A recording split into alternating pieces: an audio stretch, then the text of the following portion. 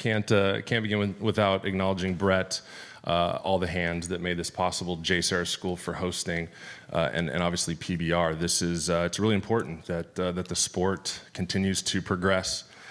Brett being somewhat of a pioneer here in 2020 and moving us into a direction that I think is much needed for high school baseball.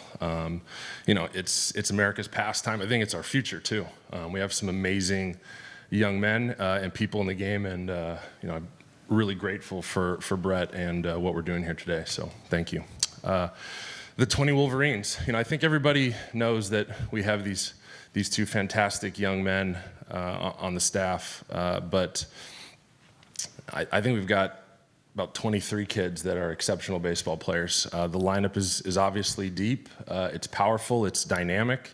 We've got a defense that's returning some varsity kids in the middle of the field that we feel very confident about.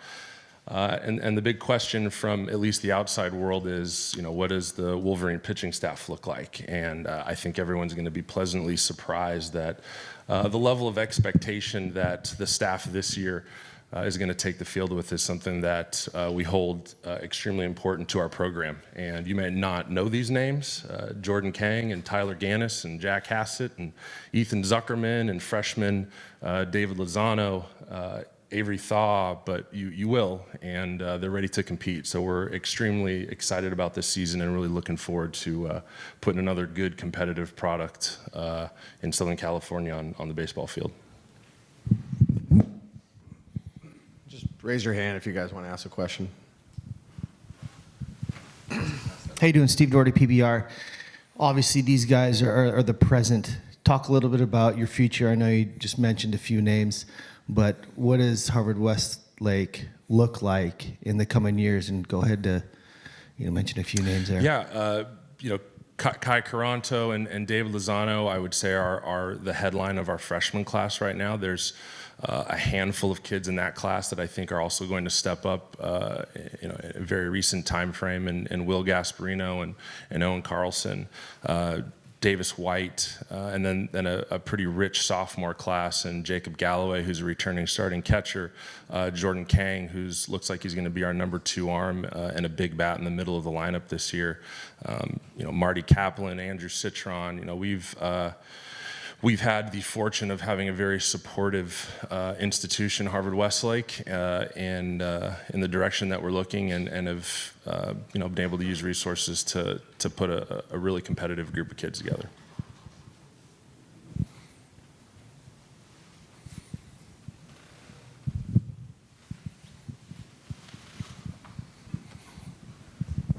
Hey guys, I'm Connor with Scorebook Live. Coach, you mentioned how Jordan's probably going to be the number 2 arm. Do you have an idea who the number 1 would be? Is that Tyler right now, or are you not really sure? Yeah, I might not have mentioned Christian Becerra. He's kind of good. Okay. Christian's been a varsity starting arm for us for 3 years. An opportunity gave him a chance his freshman year to get on the mound. He was our number 3 that year. Was right behind Sam Leboki, threw in some really big games. I don't think he's an unknown name, but he's definitely a name that I would say the entire country is going to know by the end of this year. He's an exceptional athlete. He's a 4-pitch mix. He's got a heart of a lion, and he's absolutely going to lead this pitching staff to wherever we end up getting to.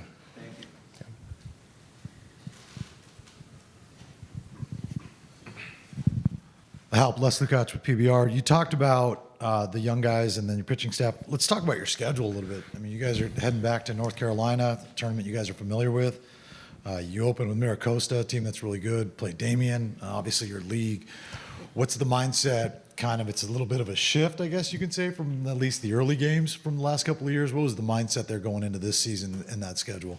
Yeah, I mean, we're always trying to put the best competition we can in front of us. Last year was a different opportunity to continue to play in the Easton tournament, which is local for us, and just the way that we were looking at our schedule, it made sense. Looking to venture out a little bit more this year, jumping in the Elks tournament, and really excited about that level of competition. That NHSI continues to improve. Ashley and Carter and the USA Baseball staff have done an exceptional job of not only bringing in schools that have those upper echelon athletes, but some programs that I think are going to compete compete exceptionally well in that tournament. So we're looking forward to the competition. Eric Sonheimer from the LA Times. Could both Drew and Pete talk about the areas you think you've improved in during the off season and what people should be prepared for in seeing those who saw you last season versus what they'll see this coming year? I think just in general, our team has, just developed a lot. I know a lot of people know we've lost like a lot of good players, but, I think the guys who had smaller roles last year have a lot bigger roles this year. And, me and Pete just over the years have we've gotten better each year. So I think just as a team, like not talking about just me and Pete, we've gotten a lot better. Yeah, I completely agree with Drew. I also think that one thing that we've really focused on in the off season the last couple of years is our strength and conditioning stuff. So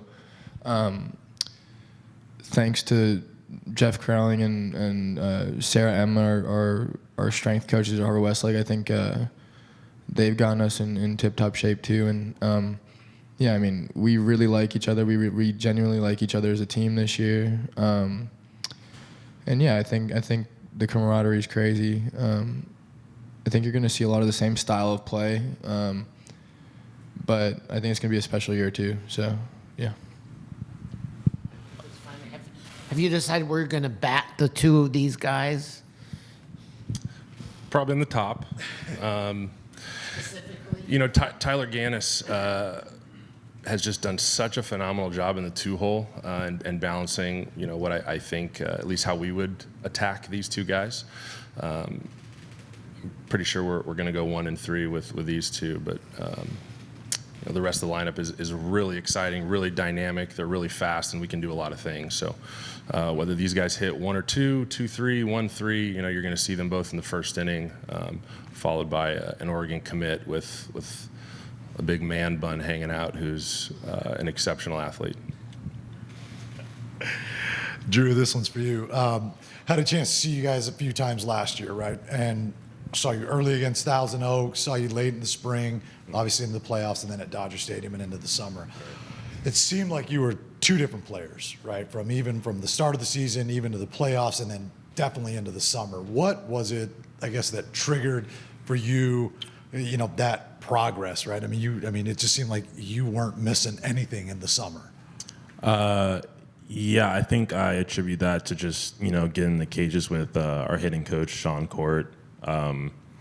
Just putting in hours with him pretty much every day during the summer. But, also I got to go and work with great coaches at the PDP League, just get good knowledge there. Got to meet like Derek Jeter and Chipper Jones and all those guys. So I think just getting knowledge from them and, just applying that to my game really helped.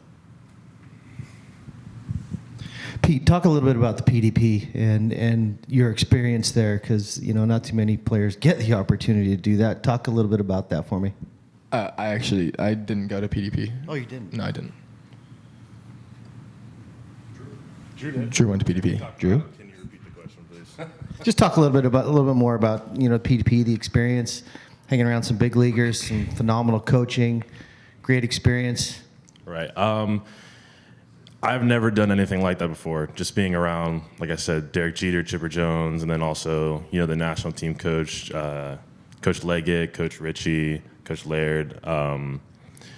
Just being there for, 3.5 weeks with the top players in high school baseball. It challenges you to, play your best and get better. Yeah.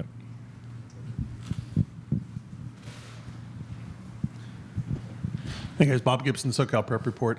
Was the off-season grind any different for you guys, knowing this is it, right? Senior season going in. Was there a different mindset at all, knowing that that this is your last year of high school ball? Yeah, I think especially for this year, we want to win, but we also want to, enjoy it, enjoy this last year with not just us, but the rest of the seniors. But yeah, I think during the off season, I think we all just spent like a lot of time together, just knowing like this is it. Yeah.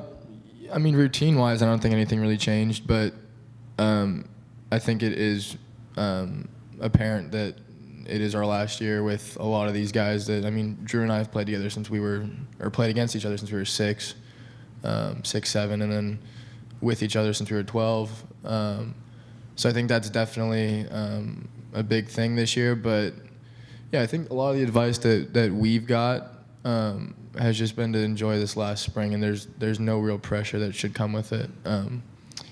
So yeah, I think we're both just looking forward to being with this team that, again, like I said earlier, we really like each other and we genuinely mesh well. So yeah, we're both excited.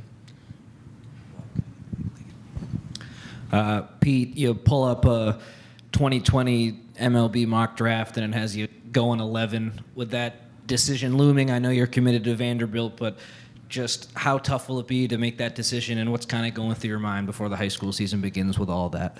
Kind of like I said just a second ago, I think Drew and I we're both just focusing on, enjoying this last spring. I think it's something that we're both also taking day by day too. It shouldn't be a stressful thing because baseball is baseball and it's fun. So, yeah, and I'm just thinking about my friends and my teammates who I'm going to enjoy the year with this year. So Appreciate it. Thank you. you got